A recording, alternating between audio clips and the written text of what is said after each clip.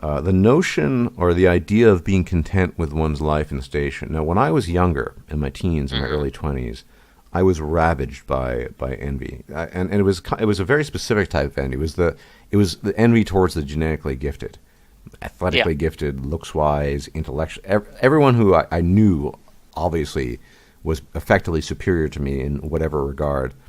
It would infuriate me as a very, very young man. Later on, I came to terms with that. Part of it, I studied Buddhism, but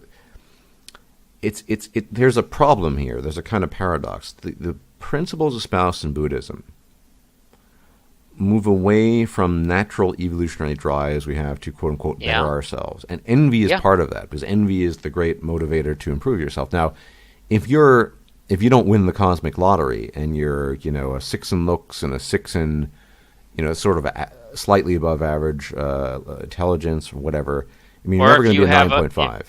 Or if you have a voice made for silent movies, like I do. Yeah, you have a bit of an odd voice, but I know it is what it is. But I can't fix it. Precisely, and so we're all stuck with what we have. But envy is this thing.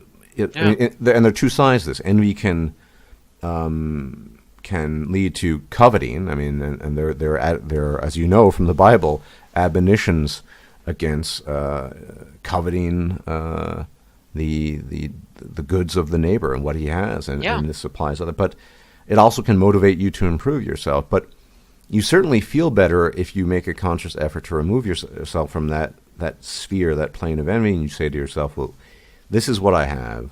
I'll try to improve. If I don't markedly improve, it's not a tragedy. It just is what it is. Yeah. And there's a tug of war going on here between what you could argue is a rational, deeply philosophical and analytical way of dealing with the problem of just human inequality, which is an ever-persistent and will likely always be an ever-persistent factor in human life, in animal life for that matter. Well, we are animals, but anyway. And these very guttural evolutionary drives that push us in a certain direction to feel envy and resentment, as I did as a teenager, because somebody else got a better lottery ticket than I did. Yeah. I'm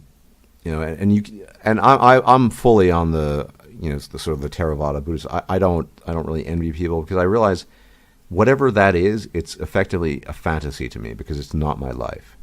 The guy who's born into immense wealth, or born with model looks, or is a genius who can look at differential equations and understands them instantly. I mean, that's just not me, and it never was and never will be. And so it's pointless to think about the possibility. Maybe if you want to write a fantasy novel, but and so you remove yourself from that.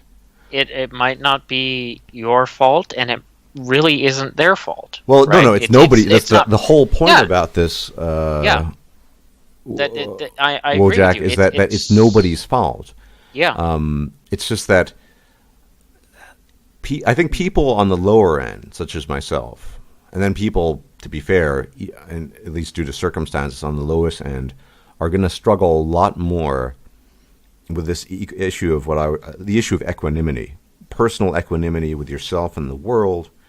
Because if you're born into wealth, you're born with exceptional looks, exceptional cognition, you'll still suffer from envy at the highest echelons, but there'll be an entire class of human beings, indeed, the vast majority of human beings below you, that you do not even cast a glance at, because they're effectively invisible to you. And the lower you are on that scale, the more there is to effectively be enraged about. Although, and precisely because of the nature of the intermingling of the technology and society we have today, where everything the other person has is on view for you to see. It's not just that the neighbor bought a new car or has a new horse buggy. It's just that you can get on YouTube and see the fabulous amounts of luxury items and money people have, or at least things representative of money. You can see the amazing intellectual achievements of people, the amazing appearances of people. And it's effectively a cognitive overload. And the only way to extract yourself from that is to recognize that you're stuck with what you have, and that is all just a fantasy. So maybe if you win the lottery, the real lottery, you'll get rich. Maybe, but that's very unlikely. You have to work with what you have. And I think people take that as a message of despair I think it's neither a message of despair nor hope. It's a message of Well, reality.